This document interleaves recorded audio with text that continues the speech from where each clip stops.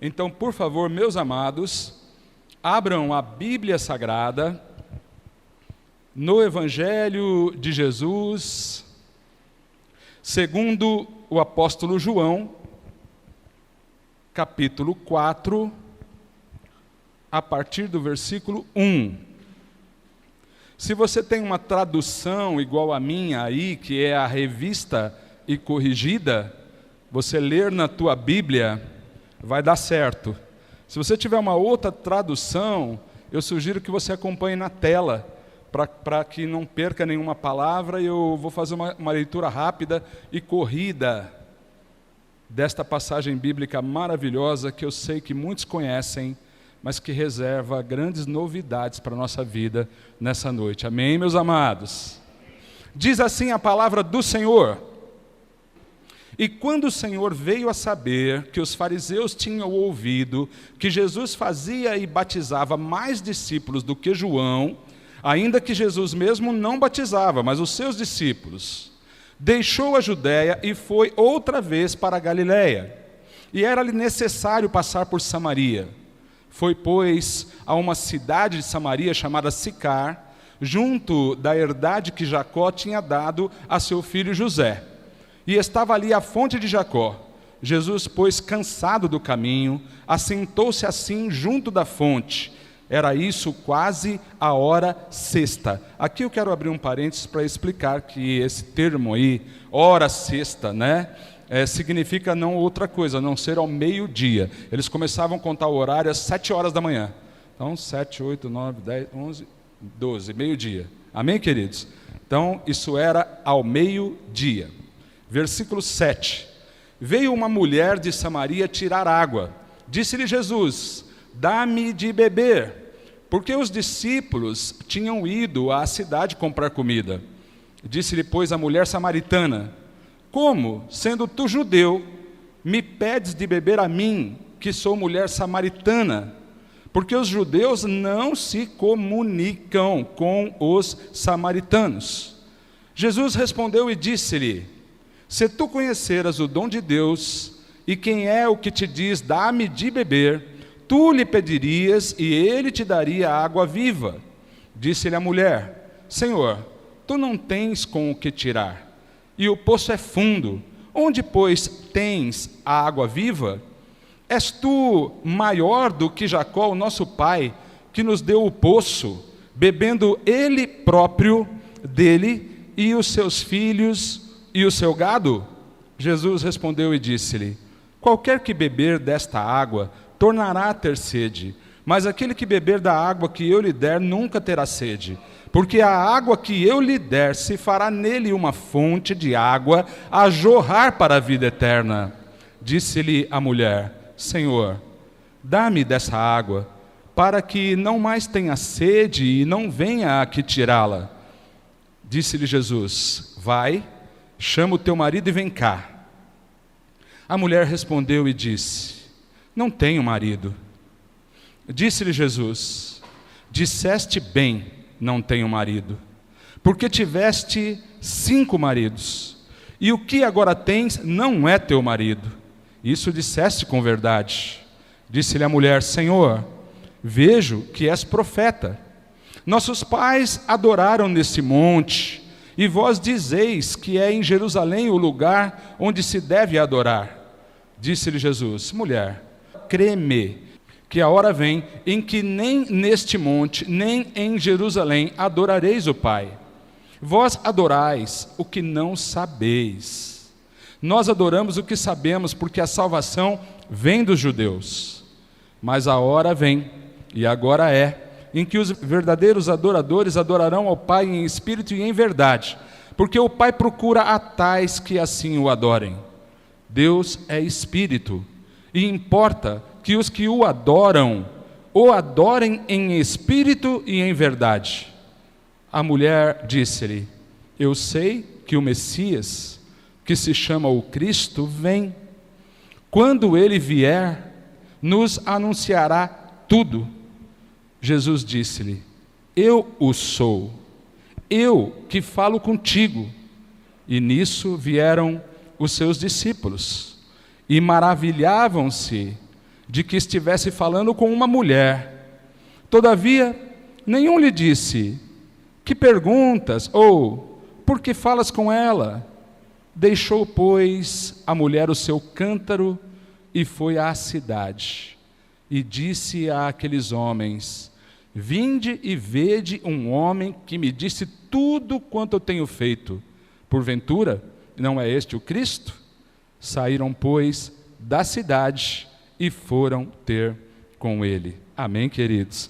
Quem crê que estas são palavras do Senhor para a nossa vida? Faz um sinal assim com a mão. Glórias a Deus. Então, quem fez esse sinal pode expressar esta fé aplaudindo esta palavra. Glorifique também ao Senhor. Glórias, aleluias ao Deus, Pai, Filho e Espírito Santo, o único Deus. Ele, só Ele, só Ele, só Ele é digno de receber toda a honra e todo louvor. Agradecemos, Senhor, por essas palavras. Amém, amados? Queridos, olha só. Ainda que você não conheça esta passagem, eu acredito que muitos conhecem, se não todos. Mas você consegue perceber que nos primeiros versículos estávamos falando de uma mulher que nem conhecia Jesus, que não tinha uma vida boa. Deu para perceber isso?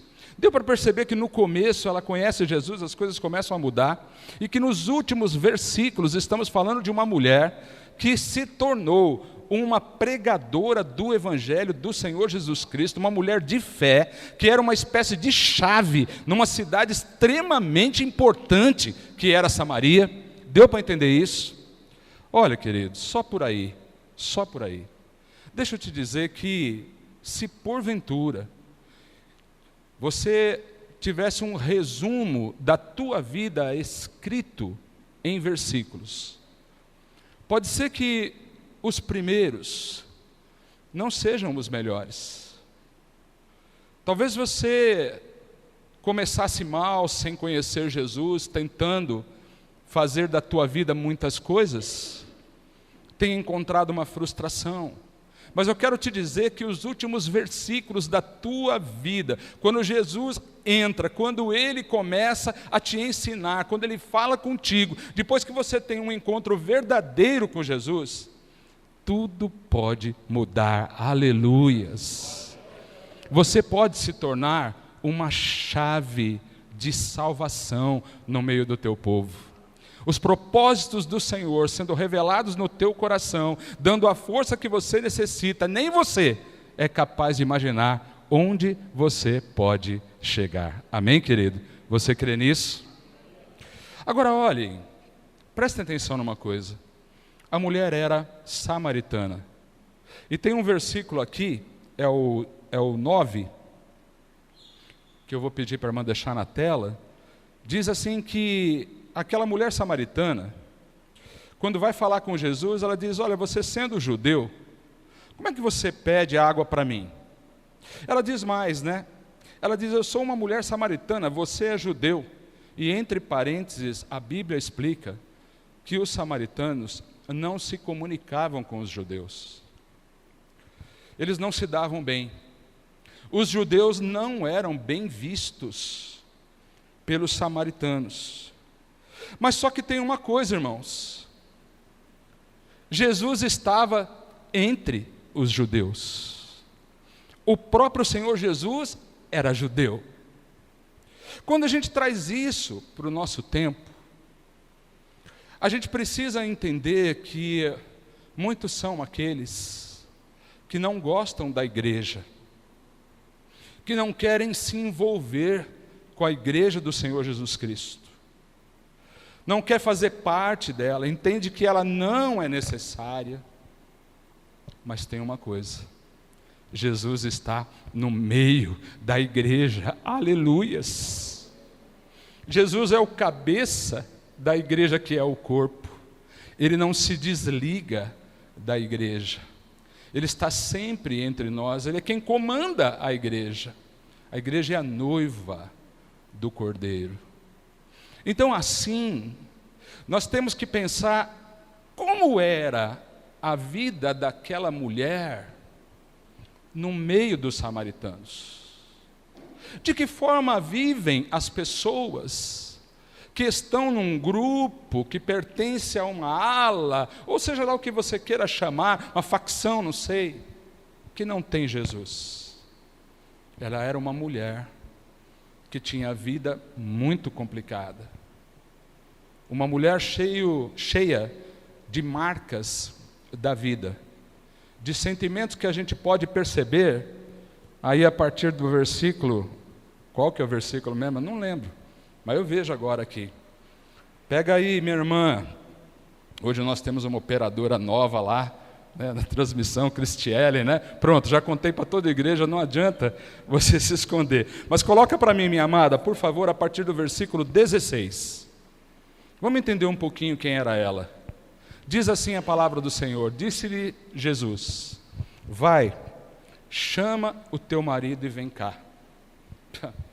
Aí ele estava tocando justamente no ponto, eu não vou chamar de ponto fraco, mas um ponto delicado da sua vida. Ela responde no versículo 17. Vê lá. A mulher respondeu e disse: não tenho marido. E Jesus disse: você falou certo mesmo. Realmente, você tem razão de dizer que não tem marido.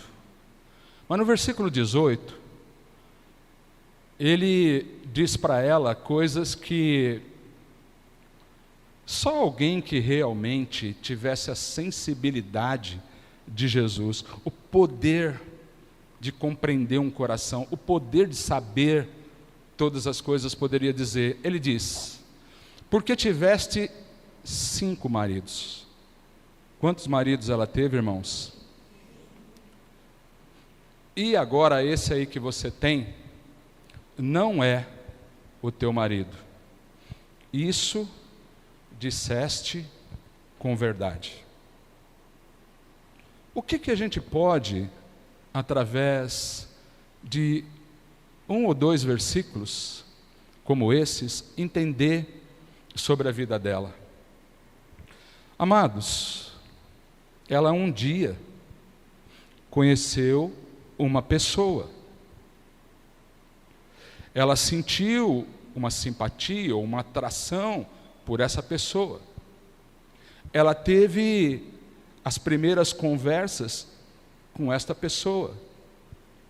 Aquela pessoa transmitiu algumas coisas boas para ela. Ela criou expectativas. Ela queria ser feliz. Ela queria desenvolver uma vida de paz, uma vida de prosperidade com aquela pessoa. Eles se acertaram, se entenderam a respeito de um casamento que acabou acontecendo. E não demora muito tempo, eu penso que não, porque teve 5 vezes que isso aconteceu. Ela começa a entender que as coisas não eram bem do jeito que ela imaginava. Algumas coisas começam a sair fora do lugar onde deveriam estar. Vem sofrimento, vem dúvida. Deixa eu te dizer que a Bíblia não revela esses detalhes, mas a gente pode pensar que foi assim. A gente pode ver ali um momento de tristeza muito grande, onde os sonhos que pareciam trazer tanta felicidade começam a trazer problemas, desentendimentos. A vida dela começa a ficar desorganizada, até que ela acaba por romper com este relacionamento. Se por acaso ela realmente estava querendo terminar com esse casamento, pode ser que ela tenha tido uma sensação de libertação. Agora eu estou livre disso. Agora eu posso partir para uma outra coisa. A Bíblia não diz. Mas nós sabemos, pelo estudo das Escrituras, que quem decidia sobre uma separação naquele tempo era o marido. E uma mulher só se separava do marido legalmente quando ele lhe concedia uma carta de divórcio. Eu posso pensar que esse primeiro casamento ele concordou. Se ele queria isso ou não, se era ele mesmo quem tinha desejado a separação e tenha tomado essa decisão, eu não sei. Mas eu só sei que ela parte para um segundo relacionamento. E toda aquela esperança volta. Ela tem que tomar um cuidado. Não posso deixar acontecer no segundo as mesmas coisas que aconteceram no primeiro. E mais uma vez, ela tenta ser feliz. Ela busca algo que lhe parecia ser bom. E aí eu não sei se os problemas foram os mesmos do primeiro casamento. Mas eu só sei que esse segundo também não deu certo, que o terceiro também não deu certo, que o quarto também não deu certo e que o quinto casamento também não havia dado certo. A Bíblia não diz que ela era imoral. Eu posso entender que tudo que essa mulher queria era ter uma vida digna, era ter encontrado um verdadeiro, um cônjuge que lhe amasse, que lhe respeitasse e que pudesse dar a ela a condição de ser feliz como ela queria ser e ter a paz. Mas a gente sabe que isso não aconteceu. Ela está agora num sexto relacionamento. E, só para brincar um pouquinho, eu acho que ela era brasileira, né? Porque ela não desiste nunca. Desculpa, irmãos, é que eu lembrei disso na hora que eu estava meditando na palavra. Eu falei, olha, está no sexto já, né? Agora, por que isso tudo aconteceu? Por que coisas assim podem acontecer com uma pessoa? Muitos talvez estejam pensando, é porque ela não tinha uma religião, é porque ela não fazia parte de uma igreja ou de uma sinagoga, como era na época, né, uma sinagoga, ela não ia no templo. Talvez você estivesse pensando que o problema dela fosse não querer nada com Deus. Mas a Bíblia revela algo diferente. Ela era religiosa, e se você quer confirmar isso, meu amado irmão, pode dar uma olhada aí, por favor, a partir do versículo 20. Olha a conversa dela com o Senhor Jesus nessa parte. Ela diz assim: nossos pais adoraram neste monte, e vocês judeus, né, ela estava falando com Jesus, e vós dizeis que é em Jerusalém o lugar onde se deve adorar. No outro versículo, disse-lhe Jesus: mulher, crê-me que a hora vem em que nem neste monte, nem em Jerusalém, adorareis o Pai. E no versículo 22, vós adorais o que não sabeis. Então Jesus está dizendo para ela: vocês, samaritanos, adoram, mas vocês não sabem o que vocês adoram. Querido, será que esse não é o problema de tanta gente? Que de fato quer adorar, que de fato quer ter uma proximidade com Deus, quer ter uma vida com Deus, quer praticar boas ações. Talvez esse seja o caso de muita gente, mas no fundo não sabem o que estão adorando. E por que não sabem isto?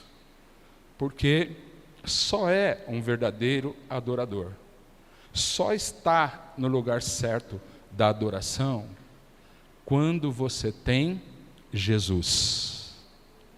Uma religião sem Jesus nunca vai te levar para uma vitória verdadeira. Uma religião que não coloca Jesus cara a cara com você. Uma religião que não faz você entender quem é Jesus, nunca vai funcionar. Nunca vai transformar a sua vida. Nunca vai transformar a vida de ninguém. Nunca vai mudar nada. Porque ela entendia que adorava, mas nem sequer sabia o que ela fazia. E onde essa religião levou esta mulher? Onde ela foi parar? Ela foi parar num poço ao sol do meio-dia. Sabe o que significa isso, amados? As tradições, um estudo mais aprofundado das Escrituras, mostra para a gente que mulheres só iam ao poço. Homens não iam buscar água, só as mulheres. A exceção eram pastores. Pastores iam buscar água, eram os únicos homens que iam buscar água no poço para saciar a sede do seu rebanho. No demais, eram sempre mulheres. Mas elas iam ou bem cedo, quando o sol não estava tão quente. Vale lembrar que nós estamos falando do Oriente Médio. Um sol de rachar mamona ao meio-dia, o negócio pegava. Então as mulheres iam ou bem cedo ou no fim da tarde. Mas ela estava lá, que hora? Que hora? Ao meio-dia. E aqui, meus amados irmãos, pode ser que a palavra do Senhor esteja falando no teu coração a respeito do lugar onde você foi parar. Pode ser que você esteja aí nesse poço. O poço do sol do meio-dia.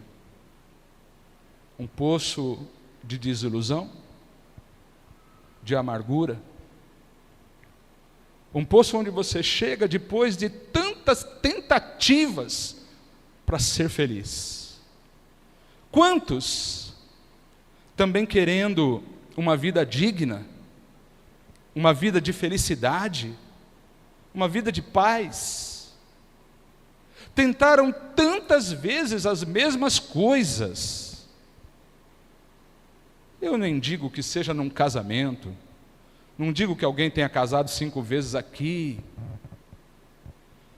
mas eu posso dizer que por 5, 6, 10 vezes ou mais, você já tentou ser feliz em amizades.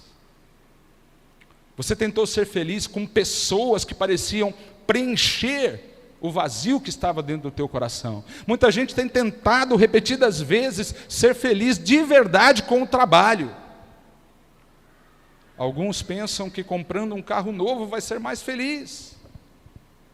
Só que já comprou 10, 20. E descobriu agora que não são esses os meios, não são essas coisas que trazem a verdadeira felicidade, a verdadeira transformação de vida.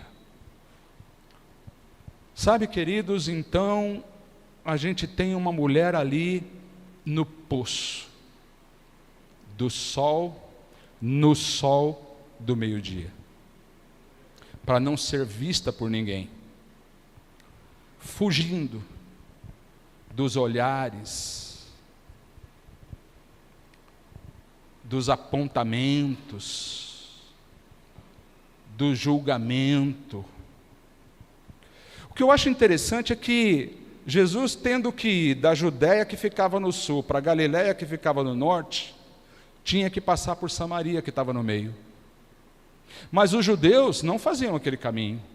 Eles sempre preferiam andar o dobro da distância para não cruzar com os samaritanos. Mas nós, meus amados irmãos, somos privilegiados, porque Jesus, Ele vem ao nosso encontro, aleluias. E mesmo que você esteja sendo discriminado agora, mesmo que você tenha pessoas apontando os seus erros, colocando o dedo na ferida do teu coração, tão somente para te julgar, tão somente para colocar você para baixo, eu quero te dizer que Jesus vai ao teu encontro, aleluias. Ele não te evita, Ele não te vê como um problema, Ele não te vê como um saco. Desculpa a palavra tão popular, mas é isso que tanta gente pensa da gente. Quando estamos bem, está tudo legal. Quando estamos mal, a gente percebe que somos evitados. Então nós temos ali uma passagem linda, onde Jesus vai ao encontro dela. E o mais interessante, é isso que nós precisamos entender, meus amados irmãos, porque isso diz respeito à tua vida, meu querido irmão, diz respeito à minha vida. Pode ser que você não esteja vivendo um desastre emocional, pode ser que você não esteja com a tua vida destruída, como estava destruída a vida emocional daquela mulher. Mas quem sabe, os problemas que você vive, para você, são até maiores do que esse. Para você está sendo difícil mudar. Aí você diz, mas eu tenho uma religião, mas eu conheço Jesus. Sim. Mas talvez, o que esteja faltando, a palavra desta noite, vai revelar ao teu coração. Você quer ter uma vida digna, só isso. Você quer ser feliz, só isso. Você quer ser bom. Você quer ser importante para as pessoas.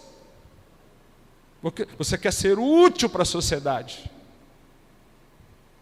Você quer ter caráter. E muitas vezes, meus queridos, os golpes da vida, as frustrações, as tentativas repetidas que fazemos para ser felizes, faz com que a gente não enxergue a necessidade de ter um encontro verdadeiro com o Senhor Jesus. Amém, meus amados? Então vamos pensar o seguinte: quando Jesus encontra com ela, é interessante lembrar que a primeira coisa que ele faz, a primeira conversa, a primeira vez que ele abriu a boca para falar com aquela mulher, o que ele fez? Ele pediu água. Agora, o maravilhoso dessa passagem bíblica é que você vai ler todos os versículos e você vai ver que ele não bebeu água em momento nenhum, irmão. Ele pediu água. Claro que chega num ponto que ela ia dar água para ele, mas não. Ele não bebeu água do começo ao fim. O que isso mostra? Mostra que muitas vezes aquilo que o Senhor Jesus está pedindo para nós, não é o que Ele quer de nós. Ele não quer a sua água, meu irmão. Ele não quer o seu dinheiro. Porque ele tem uma fonte. Ele tem uma fonte que pode ser distribuída. Nunca Jesus vai ter sede de alguma coisa. Nós temos sede de muitas coisas. Você está aqui nessa noite. Pode ser que tua alma esteja sedenta por tanta coisa que só você sabe explicar. Que eu não consigo te falar a respeito. Que eu não me atrevo a me dirigir a você e dizer, olha, a tua sede é essa ou aquela. Mas o único que conhece a tua sede é também aquele que pode te dar uma fonte, aleluias. Ele pode gerar uma fonte dentro do teu coração. E essa sede que só Ele pode matar, meu irmão, é uma sede que você nunca mais terá, em nome do Senhor Jesus. Eu profetizo na vida daquele que está ouvindo esta palavra, que o Senhor Jesus nessa noite está querendo saciar a tua sede, aleluias. E não importa o que você viveu, não importam os erros que você cometeu, talvez isso importe para as pessoas, talvez importe para a tua família. Talvez as pessoas estejam olhando para você e dizendo, você não presta, você é sem vergonha, você não tem jeito. Mas esta mulher tinha uma história terrível, irmãos. Uma história em que muita gente poderia apontar o dedo até os próprios discípulos do Senhor Jesus. Olha, eles não falavam nem com a pessoa por ser mulher. Imagine se eles conhecessem a história dela. Imagine se alguém dissesse, mas tem um detalhe. Imagina se alguém passa um WhatsApp e diz assim, manda a foto dela e diz, já casou 5 vezes e está no 6º já. Mas Jesus oferece a água para ela, aleluias! E é aí que eu entro, é aí que você entra, meu irmão. É aí que eu consigo entender que Jesus não está interessado na tua história. E que Ele também não quer a tua água, Ele quer ter um relacionamento com você, aleluias. As coisas começam a acontecer na nossa vida, a partir do momento que nós temos um cara a cara com Jesus. A partir do momento que nós começamos a conversar com Ele. Foi nessa conversa que a mulher tem com Jesus, que ela começa a entender quem Ele é. E essa mulher que não sabia nada de Jesus, era aquela que não sabia versículo nenhum, é aquela que nunca tinha lido a Bíblia, é aquela que nunca tinha participado de igreja, é aquela que nunca tinha orado em público, é aquela que não tinha, segundo ela mesma pensava, capacidade para absolutamente nada. A única coisa que ela podia fazer é comparecer no poço, debaixo do sol do meio-dia. Mas Jesus vai mudar toda essa história. Meu irmão, não adianta você pensar que a sua vida vai mudar, porque você faz parte de um grupo religioso. Não importa como as pessoas te veem. Se elas te veem como ruim, errante, ou se elas te veem como certinho na igreja. Se há algo que não muda a tua vida, é o que as pessoas pensam de você. Mas se há algo que pode mudar, é o que Jesus pensa. E posso te falar, talvez até você mesmo esteja pensando que não merece nada. Talvez você mesmo esteja olhando aí para dentro de você e vendo coisas ruins, segredos guardados, pecados de diferentes espécies. Talvez você mesmo pense, eu mereço mesmo estar aqui meio-dia nesse poço, pegando água debaixo desse sol. Mas se tem uma coisa que não interessa agora, meu irmão, é o que eu penso de você, o que os irmãos pensam de você e o que você mesmo está pensando de você. Porque quando Jesus começa a revelar a vida dela, Ele mostrou claramente que Ele sabia de tudo o que tinha acontecido com ela, o que me faz crer que Jesus sabe tudo o que aconteceu na tua vida também. E Ele não vai negar a água para você por causa disso. Mas num relacionamento com Jesus, aquele final programado para dar errado, aquelas tentativas sucessivas de ser feliz, tentativas frustradas, sonhos derrubados. Meu irmão, só em Jesus você consegue mudar uma história dessa. Então ela começa a entender quem Jesus é. Eu acho interessante porque aqui olha só, nesse comecinho aqui, no versículo 9, ela diz para ele assim: sendo você judeu, você me pede água? Então nesse versículo Jesus era um judeu qualquer, um simples judeu. Ela vai conversando com Jesus. Deixa eu te falar que quando você vai conversando com Jesus, não é conversando com pessoas, é conversando com Jesus. Jesus dispensou os 12 discípulos. Será que precisava os 12 ir comprar comida e ele ficar sozinho? Claro que não. Mas diante da ordem dele, não, pode ir, vai você também, vai.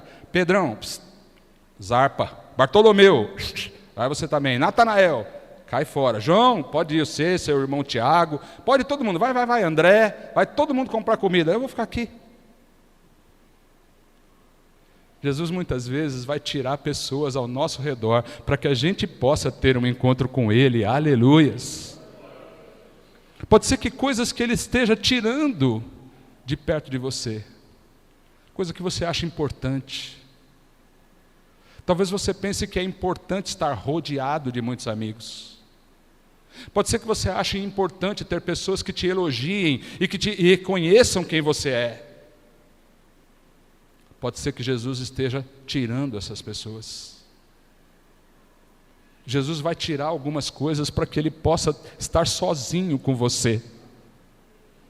E deixa eu te dizer que é sozinho com Jesus que você vai saber quem Ele é. Então, no começo, Ele é só um judeu.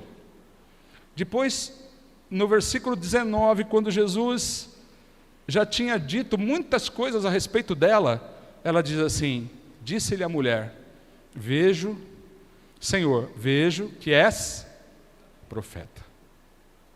Agora já não é mais um judeu, agora já é um profeta. Oh, glórias, aleluia! Jesus está crescendo na tua vida. Meu irmão, Jesus está crescendo na tua vida. É nessa hora que você começa a perceber que o teu poço não tem valor. Que a água que Ele pode te dar é muito melhor do que a que você tira de um poço. Não dá para comparar, ainda que a água de um poço na tua vida, de um poço que você tem, de um poço construído honestamente. O problema não é esse. Um poço que está ali para você. Um poço que você crê que dá para tirar a água dele e saciar a tua sede. Você está me entendendo o que é esse poço, meu irmão? Só que deixa eu te falar, a água não nasce no poço. O poço, ele pega um veio de água que vem muitas vezes de uma fonte que está longe daquele lugar. Pode ser que você tenha um poço. Pode ser que este poço esteja te dando algumas coisas. Mas de nada adianta estar próximo do poço e estar longe de Jesus. Porque nessa noite Ele vem dizer para você, viu? A água do teu poço não é nada comparada à fonte que eu posso colocar dentro de você. É uma fonte própria. Aleluias! Fonte própria. Fonte que é só tua. Foi dada pelo Senhor. Sacia toda a sede. Quem crê nisso? Aí ele era judeu no começo, passou a ser um profeta, e no final, você vai notar aqui no versículo 29, ele diz assim, ó: vinde e vede um homem, aliás, ele não, ela, né? Ela já está lá em Samaria pregando, e ela está dizendo para aqueles homens da cidade: vinde e vede um homem que me disse tudo quanto tenho feito. Porventura, não é este o Cristo? Aí alguém pode pensar assim, viu, mas uma mulher que tinha uma fama mais ou menos, e ela simplesmente fala isso, e será que isso está fazendo algum efeito? É só você ler o último versículo que diz assim: saíram, pois, da cidade e foram ter com ele. Aleluias. A resposta está aí. Ela estava levando gente para Jesus, glórias a Deus. E isso é poder do Espírito Santo. Isso é dado para os verdadeiros adoradores, que não estão preocupados com o lugar, mas estão preocupados com aquilo que tem dentro dele. Aleluias. Jesus está te dando uma fonte própria, meu irmão. Receba, em nome do Senhor Jesus. Pode ficar de pé. Vamos orar. Eu não sei qual é o teu caso. Não sei como foi que você entrou aqui. Nem sei como são os primeiros versículos do suposto resumo da tua vida. Mas eu posso te dizer que não adianta ficar tentando, se você não sentir que Jesus está contigo. Jesus está no meio da igreja. Então você precisa se comunicar com a igreja. Eu gosto sempre de fazer uma observação nessa hora, que eu não estou falando de ministério, eu não estou falando de povo de Deus, da Assembleia de Deus, de congregação, eu estou falando de igreja. Estou falando do corpo de Cristo. Você pode não gostar de muita coisa que acontece nesse organismo chamado igreja, que não fui eu quem fundou, não. Você já sabe que ela foi fundada pelo Senhor Jesus. Ela foi estabelecida sobre o Senhor Jesus, que é a nossa rocha. Quer saber? Não sei quantas vezes você tentou, se foi 5, se você está na 6ª, na 7ª, não importa. Talvez você esteja na 2ª e esteja se perguntando, quando eu vou ser feliz de verdade? Quando eu vou ter esta vida digna que eu tanto quero? E nessa noite, o Senhor vem dizer assim para você: é em Jesus que você vai ter essa água. É em Jesus. E se você ainda não tem, se você, só você, eu não, talvez nem a tua esposa, teu marido, teus filhos, teus pais, só você tem condições de dizer se essa sede está saciada. E se a vida abundante, aquela que você acreditou que o Senhor ia te dar, você já tem. Se você ainda não tem, nesta noite o Senhor vem dizendo: conversa mais comigo. Vem, eu vou te mostrar quem você é. Eu sei quem você é. Eu sei o que você fez. Eu sei o que você tem feito. Mas o Senhor, através dessa palavra, diz: eu não estou me importando com isso. Tudo o que eu quero é ter um relacionamento com você. Quero que você me ouça. Quero que você saiba que eu não sou um judeu qualquer. Quero que você saiba que eu sou um profeta. Eu sei tudo o que se passa na tua vida. Tudo que você não pode contar para ninguém. Tudo aquilo que te faz sofrer sozinho, calado, com vergonha das tuas escolhas, com vergonha das tuas decisões. Irmão, pode ser que você seja um daqueles que está indo ao poço no sol do meio-dia. Jesus vem ao teu encontro. Jesus conhece a tua história, sabe tudo de você e mais que isso. Ele quer colocar dentro de você uma fonte. Você está crendo nisso? A fonte de água viva é o Senhor. Aleluias. Sem Jesus não tem jeito. E se você já conhece Jesus, você tem que conversar mais com Ele. Senhor, eu não sei se eu sou melhor ou pior do que aquela mulher. Eu só sei que nesse poço eu não quero mais ficar.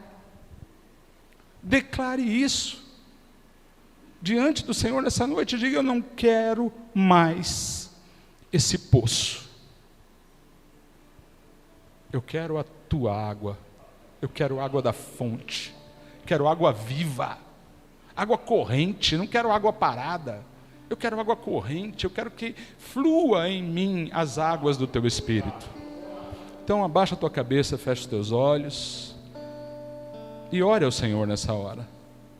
Esquece que eu estou pregando aqui, que eu tenho um microfone na mão. Esquece que tem alguém aí do teu lado, que talvez te conheça, que talvez saiba da tua história. Esquece, meu irmão, nessa hora, todas essas coisas. Coloca teu coração em conexão com o Senhor Jesus. Coloque-se assim como se você estivesse no teu poço e Jesus estivesse não falando com a samaritana, mas estivesse falando contigo. E que você nessa hora quer colocar a tua vida nas mãos dele. e confiando no amor que só Ele tem, no poder que só Ele tem, creia que a tua vida pode mudar. Ore ao Senhor nessa hora. Senhor Deus e Pai amado nosso, aqui está, Deus querido, a tua igreja, Senhor. Tantas vezes mal vista por outros grupos, tantas vezes discriminada, sim, por erros cometidos, por situações diversas, meu Deus amado. Mas, seja como for, o Senhor está no meio da igreja. E quem está aqui nessa noite? Todo aquele, Deus querido, que sabe quem o Senhor é, que um dia pensou que o Senhor não significasse nada, mas no passar do tempo foi vendo que o Senhor não somente é um profeta, mas que sobretudo é o próprio Cristo, o Messias, o Salvador da nossa vida. Em nome do Senhor Jesus, eu quero pedir por cada um desses irmãos que aqui estão nessa noite. A minha irmã, o meu irmão, a jovem, o jovem que aqui está. Pai, coloca essa fonte de água viva no coração do meu irmão.